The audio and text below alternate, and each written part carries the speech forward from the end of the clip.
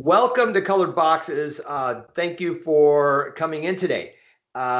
This is really a presentation designed for the founders who are sitting there saying to themselves, we're behind and we shouldn't be. We shouldn't be, absolutely shouldn't be, right? So I termed this one, how to get to number one position in your market without starting from scratch.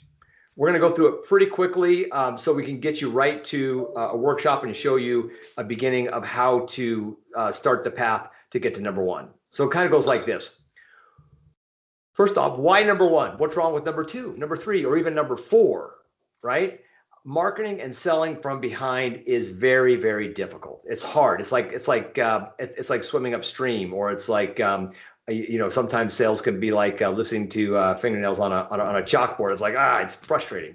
But marketing and selling from the front, by comparison, is really easy, and I'll show you an example of that. Right? Netflix is my primary example, and that is that at the time, back in the video era, Blockbuster had come in and they had taken out all the mom and pop shops because mom and pop could only offer one or two versions of the most popular movies. So you had to go on a list and you get called 2 or 3 weeks later to get a video. And Blockbuster came in and said, we'll do 50 of them. They had the money, they had the power, they expanded like crazy. They just dominated the market. It was awesome. And I say they seemed to be number one. All the revenue, everything showed them that they were number one. They thought they were number one. No one could knock them off. They were the king of Bunker Hill, right? But customers hated the model of charging late fees. If you go back and remember that, that's what they did. Is you paid for the movie, you take it out, you forget it a couple of days, you come back, they say, give us money for a movie you'd already seen. Okay, it's very frustrating, right? Netflix came in. All they had to do was say they recognized the problem and just said no late fees, right? That's it. Most sophisticated marketing I've ever seen, and it went absolutely gaga. And the rest is all history, and they were able to morph from that to what they are today. Today, they don't really resemble that too much. They still have that kind of that legacy service, but anyway, lots to go into there besides just the late fees. But the interesting thing was the beginning of how they began to take that leading market position, which they did. Customers themselves understood it and got the insight, and they took them to number one. It was brilliant. Now, there are many reasons that we ourselves may not be number one in the market at the time, right? These range from, in fact, we even resemble some of these, right? It's being harder to work with than other companies, right? Just that little simple thing, a couple of extra steps that the other company doesn't have can be huge. Maybe you've gotten a bad reputation for one reason or another. You aren't clearly articulating the value of your offerings in some way, or we aren't.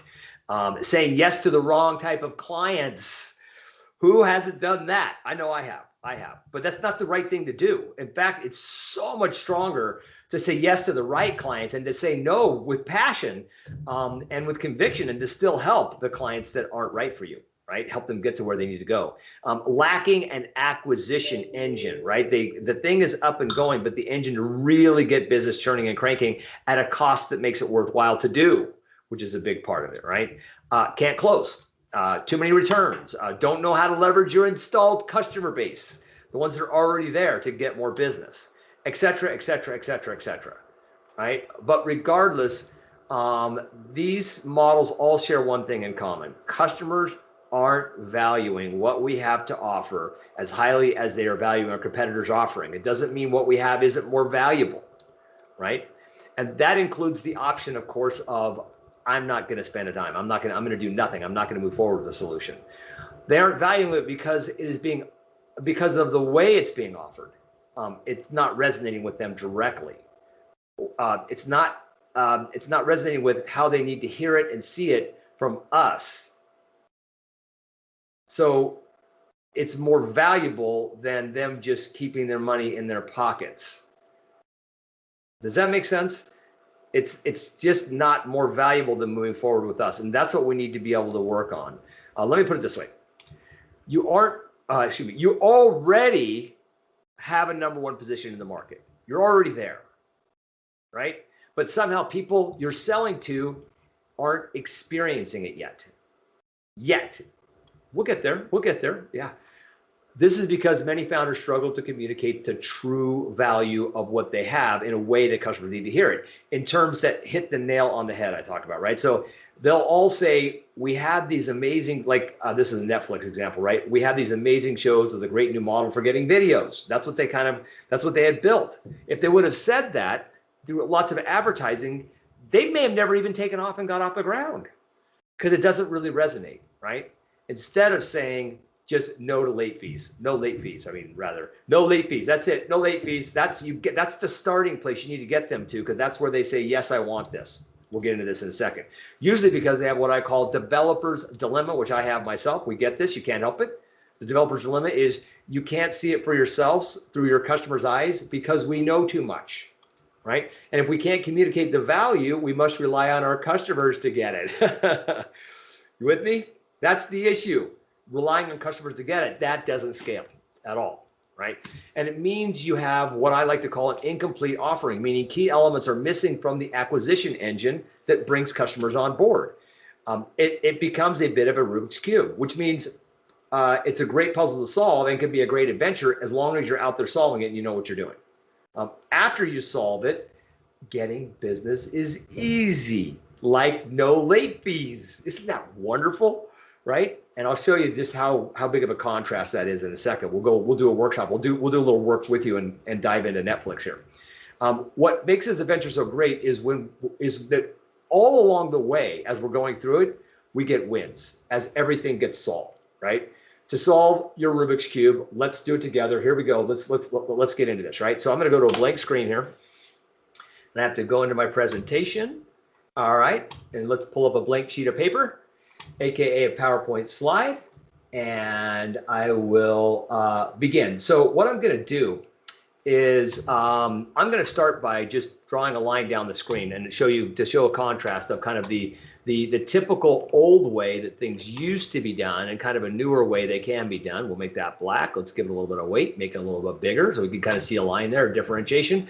And what we're going to do is we're going to label these sides. So we're going to call this one kind of traditional marketing, if you will. And we're going to call this one, this side over here is really ordering. Okay. And, oh, those guys aren't even there. They're even. Okay, even together, something like that, right? And it's kind of what we end up doing is moving from this level over to this level is kind of like putting a square peg in a round hole, kind of a component. So we're actually going to draw a square. We'll actually draw squares on both sides. We don't want these worlds to touch. And in this square, we're going to put your business is asking customers to buy stuff, right? You want them to buy stuff. There you go. And over on this side, we have something entirely different, and that is we have customers asking to buy from us, right? To buy our stuff. This is about right. So which side do you want to be on, right? The marketing or the ordering side? So this is the way you do this is we've got to make this. This isn't going to be perfect up here, guys. Sorry about that. But I'll just kind of play with it a little bit. There we go. We'll just leave it like that a little bit. I'm making this pretty generic.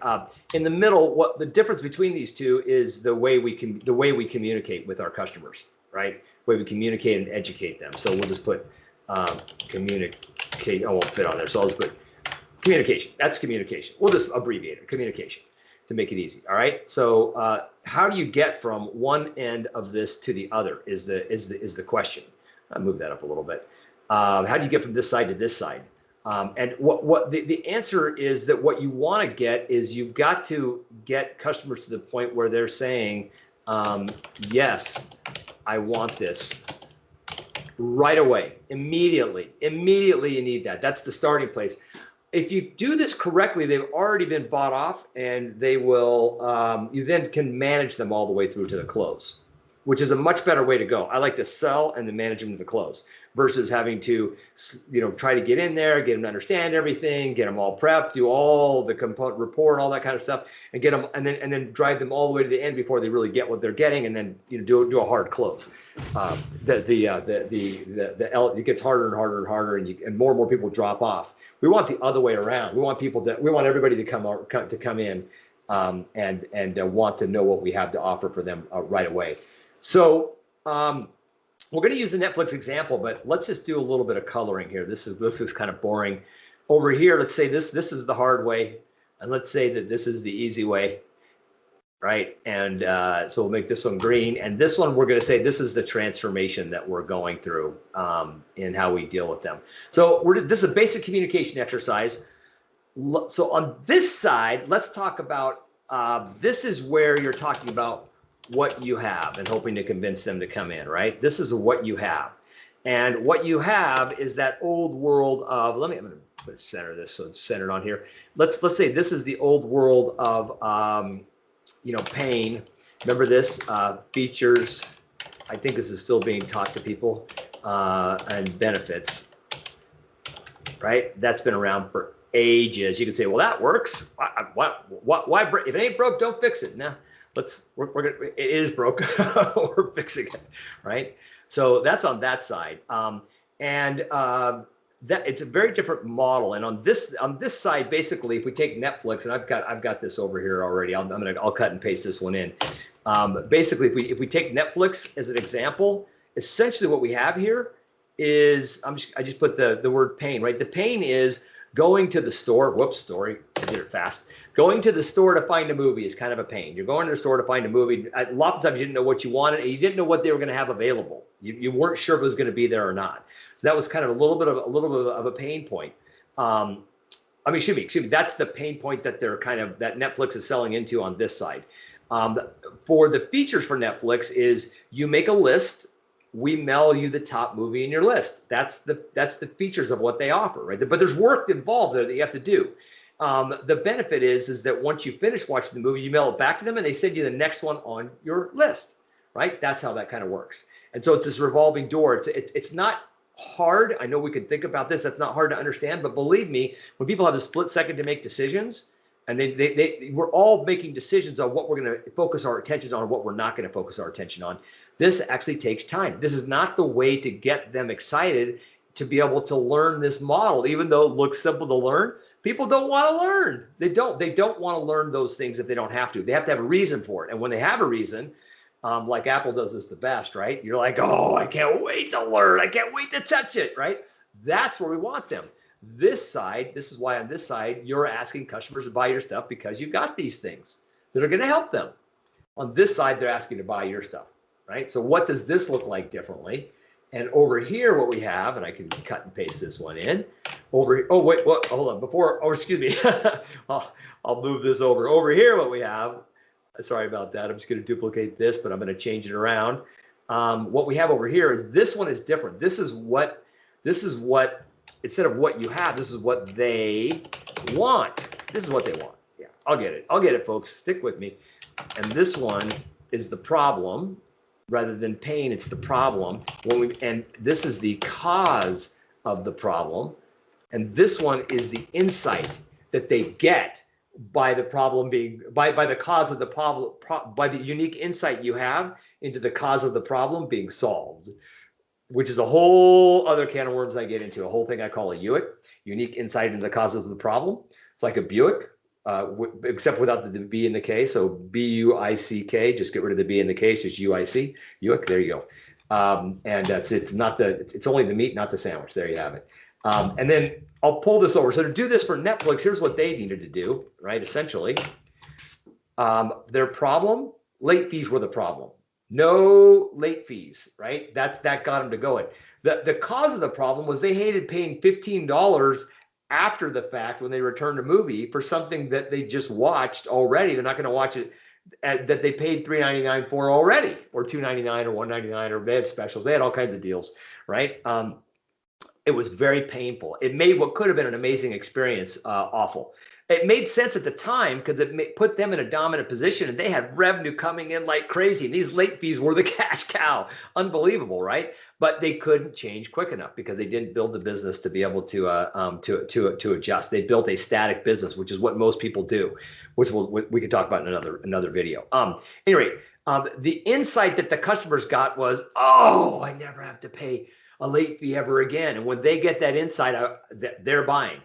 they're the ones buying. They're also promoting you to other people. They're bragging about their ability to find you and discover you and to use you, and it becomes amazing. And obviously, this is Netflix was a huge thing. So that's just a little bit. Hopefully, that gives you kind of an insight into how you kind of begin to think differently and why you might be over here having a much more difficult time behind in the marketplace. This isn't the only reason you're behind, by the way. We went through multiple things that happened, but this is where you begin, and this is where we begin with every customer. Well, actually, we begin with the product isn't the company is the product.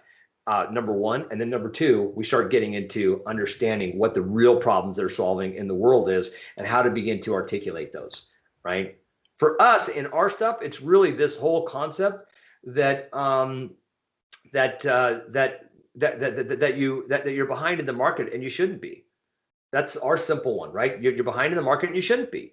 That's the thing, and I know that we've dealt with that a lot. So this is a really good basic example that you can build this model from and begin to do this by yourself, and hopefully you'll have a lot of success with that. Absolutely. Let me show you one more example that's much more sophisticated example that is probably one of I call it the best marketing I've ever seen in my entire life. It was by Apple, surprise, surprise. And it's very short, it's 30 seconds. I'll play it really quickly for you. It's brilliant. And if they did anything more in this, they would have been completely missing the point. Right? Okay, so let me pull this. It kind of looks ugly on the screen here, but it gets better when the video plays. So, okay. So watch this and let me know what you think. Let me put it back into play mode, and here we go.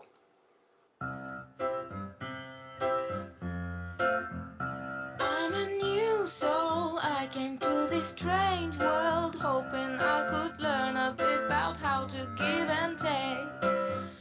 I'm a young soul in this very strange world, hoping I could learn a bit about what is true and fake.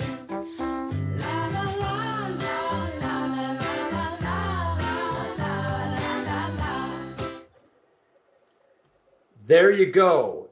Isn't that amazing? If it was anything more, it wouldn't work. Let's just pick this apart for a second, right? In the beginning of this thing, they have this amazing idea that you see an inner office envelope. They're going after professionals, business professionals in the marketplace, and then they pull this thing out, right? And when they're pulling it out, as it goes along here, you can see how thin it is, but it's also just they do a really good job of really making you want it. And by the end of this whole thing, when they show you world's thinnest computer, they say nothing else about it. It's got all kinds of amazing things about it, but that's it. That's all they need to talk about. The rest will sell for itself. What everybody and every business professional said when they saw this was, yes, I want this. This solves so many problems. It's unbelievable. They could have talked about a better battery life, which is sexy. All kinds of things they could have talked about. World's thinnest computer. They picked the right thing for the market at that particular time. All right. So give that a shot and let me know what you think. Hopefully you'll find that model useful. If you have any trouble with that, feel free to reach out to us if you'd like a little bit of help. We can be found at coloredboxes.net or at linkedin.com/coloredboxes. Great speaking with you today. I hope you have a wonderful day. I look forward to hearing from you in the future. Bye-bye now.